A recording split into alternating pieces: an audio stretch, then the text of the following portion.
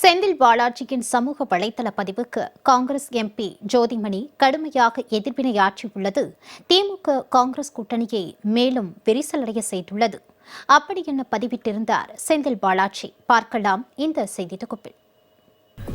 திமுகவை பொறுத்தவரை கரூர் மாவட்டத்தை தனது கோட்டையாக வைத்து தனி ராஜாங்கமே நடத்தி வருபவர்தான் அமைச்சர் பதவியை பறிகொடுத்திருக்கும் செந்தில் பாலாஜி.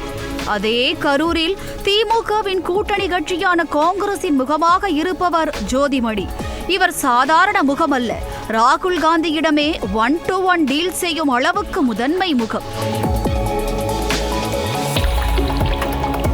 எம்பியாக ஜோதிமணியின் டீலிங் முழுக்க டெல்லியை மையமாக கொண்டதே என்றாலும் அவ்வப்போது தலை காட்டக்கூடிய கரூர் லோக்கல் அரசியலை பொறுத்தவரை ஜோதிமணிக்கும் செந்தில் பாலாஜிக்கும் 7ஆம் பொருத்தம் என்றே சொல்ல வேண்டும். காங்கிரஸ் கட்சி மீது விமர்சனங்கள் எழும்போதெல்லாம் வாய்தாவே இல்லாமல் ஆஜராகி எதிர்வினையாற்றுவதில் ஜோதிமணி தவறியதே இல்லை. ஏன் சமீபத்தில் காமராஜர் குறித்து திருச்சி சிவா பேசிய பேச்சுக்கு கூட கூட்டணி கட்சி என்றும் பாராமல் தனது எதிர்ப்பை ஸ்ட்ராங்காகவே பதிவு செய்திருந்தார் ஜோதிமணி. இந்த நிலையில் கரூர் நகர காங்கிரஸ் மகளிர் அணி தலைவி கவிதா திமுகவில் இணைந்ததாக செந்தில் பாலாஜி பதிவு போட்டு பல நாட்கள் கழித்து திடீரென ஜோதிமணி எதிர்வினையாற்றிருப்பது கரூர் திமுகவை கலகலக்க செய்துள்ளது.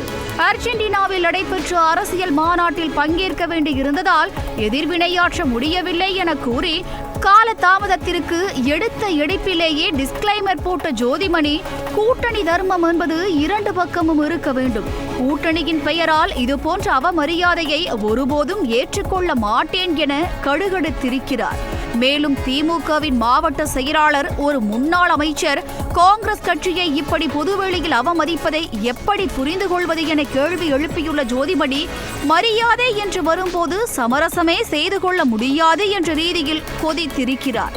இம்மாதிரியான அவமரியாதையை எளிதில் கடந்து போய்விட முடியாது என்றும் கூட்டணிக்குள் இதுபோன்ற கசப்பான சம்பவங்கள் இனிமேல் நடக்காமல் பார்த்து கொள்ள வேண்டும் எனவும் செந்தில் பாலாஜியை இடித்து திமுக மேலிடத்தை கண்டிக்கும் தோரணையை தனது பதிவில் அப்பட்டமாக வெளிப்படுத்தி இருக்கிறார் ஜோதிமணி.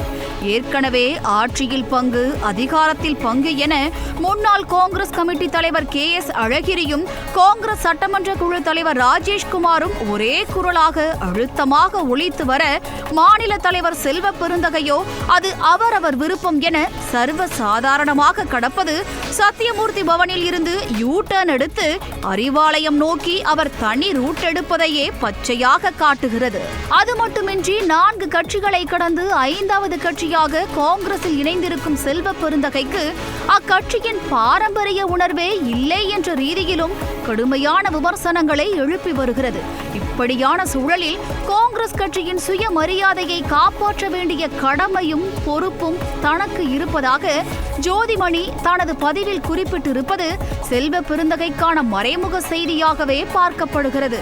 இதில் பின்குறிப்பு என குறிப்பிட்டு தமிழ்நாடு மகளிர் காங்கிரசின் கடுமையான எதிர்வினையை அடுத்து செந்தில் பாலாஜி பதிவு நீக்கப்பட்டிருப்பதாக கூறி தனது எதிர்வினையால் செந்தில் பாலாஜியை மண்டியிட வைத்ததின் வெற்றியை அடிகோடிட்டும் காட்டியிருக்கிறார் ஜோதிமணி.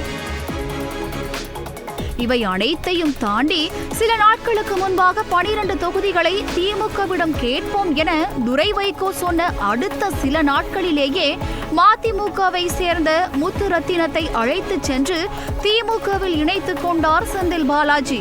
ஆட்சியில் பங்கு, அதிகாரத்தில் பங்கு என்ற கலக குரல் காங்கிரசிலிருந்து எழுந்திருக்கும் சூழலில் காங்கிரஸ் மகளிர் அணியின் இணைப்பும் அந்த வரிசையிலேயே இருக்கலாம் என்றே சொல்லப்படுகிறது.